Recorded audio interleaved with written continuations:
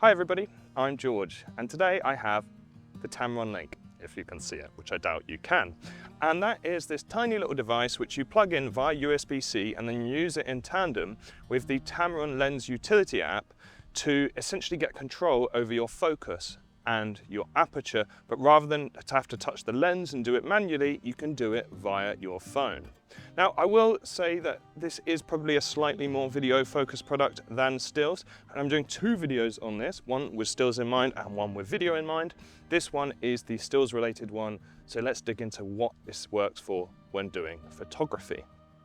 So how does it work? Well, you actually plug it directly into certain compatible Tamron lenses via the USB-C connection that the lenses have, and then you use Bluetooth to pair it with your phone. Now, I think probably the most useful feature of this product is the ability to control your focus using your phone, which of course isn't always going to be that relevant for stills photographers because you have excellent autofocus now, or you could just manual focus pull using the lens.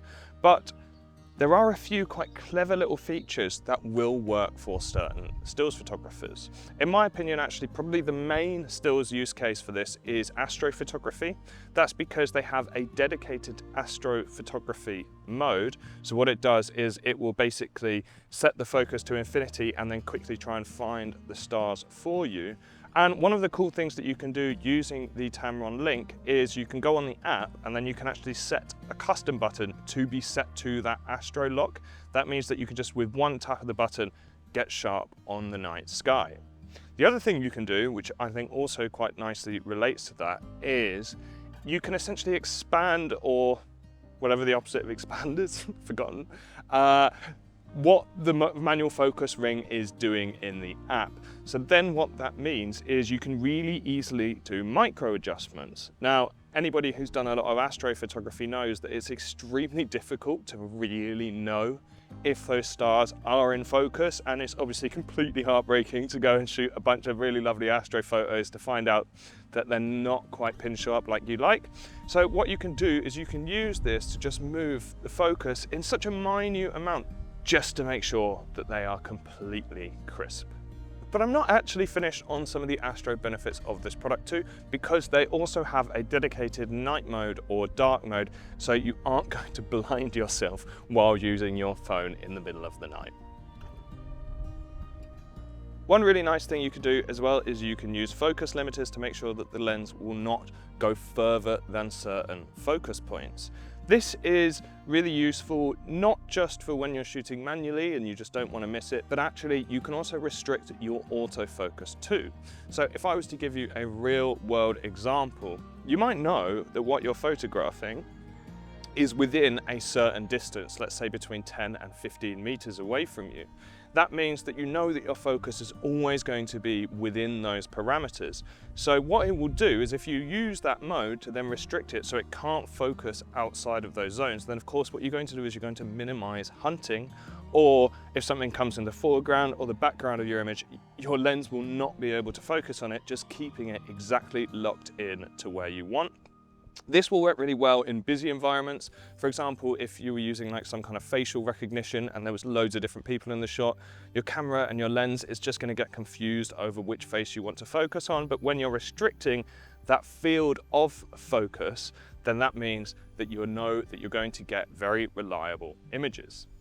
The other thing you can do, which is also similar to the focus limiter, is you can preset certain focus points.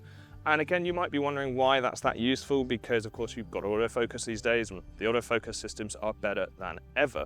But I do think in certain use cases, it could be really beneficial. One example that I could easily think of was if you were a wildlife photographer or a sports photographer, and you just have something that you know is going to happen upon a certain point and you know that you want to be ready. Let's say I'm a wildlife photographer and I framed up a really nice composition on a branch and I'm just waiting for a bird to land on the branch.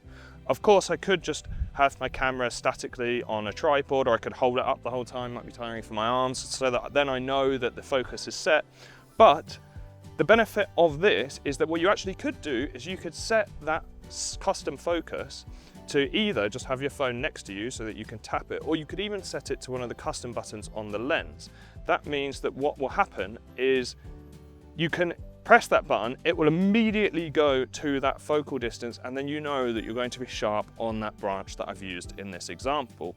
That means that also, while you might be waiting several hours, as many wildlife photographers do, for that moment to occur, you can point your camera around and have fun and capture shots of other things, but then know that the shot you're really after, you're always ready to achieve.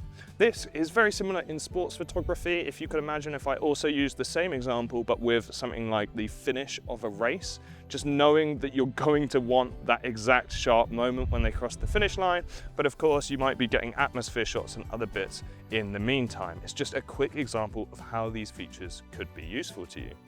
There's also other things you can do, like you can change the way that the rings rotate. So if you don't like the way that it focuses, or you don't like the direction that the aperture's going, you can change that. You can swap your lenses between acting in a linear fashion or a non-linear fashion. So if you want more consistency, then you can make it linear. Whereas if you don't, if you want the speed and you're used to that, as these are stills photography lenses generally, that's probably how most people are used to using them, then you might want to leave it as is. And you can also restrict or change the length of the focus throw, or the degrees of focus throw, I probably should say. So essentially what you can do is you can have it rack from minimum to maximum focus in 90, 180, 270 or 360 degrees. So you can fine tune how much you want to move your hand, and dependent how much that's going to change the focus.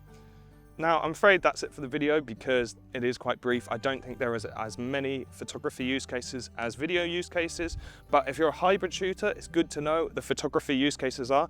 And also, considering the price of this product, when you compare it to the prices of your lenses, it's so minimal that even if any of those features sound useful to you, I'd definitely consider picking up the Tamron-Link. Anyway, have a great day. I'll see you later.